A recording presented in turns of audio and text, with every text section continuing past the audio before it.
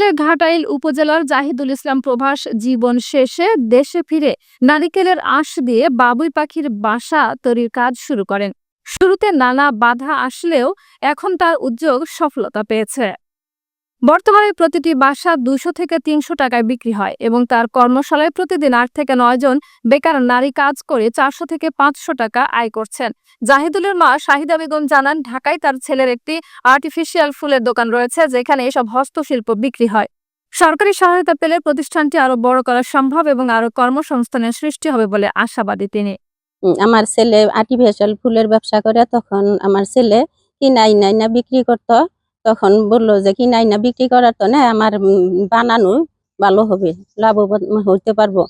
তারপরে আমি এই পাখির বাসা একটা নিজেই খুইলা দেখি, দেখার পরে কেমনে কি সিস্টেম আছে না আছে দেখা তারপর নিজেই উদ্যোক্তা হইয়া নিজে কাজ শুরু করি। এখন আমার এখানে 8-9 জন মহিলারা কাজ করতেছে। আর আমি যদি সরকারিভাবে কোনোভাবে কোনো করতে পারি, সরকার যদি আমার কোনো কিছু করে, তাহলে আরো লোকজন, বেকার লোকজন আমি খাটাইতে পারবো।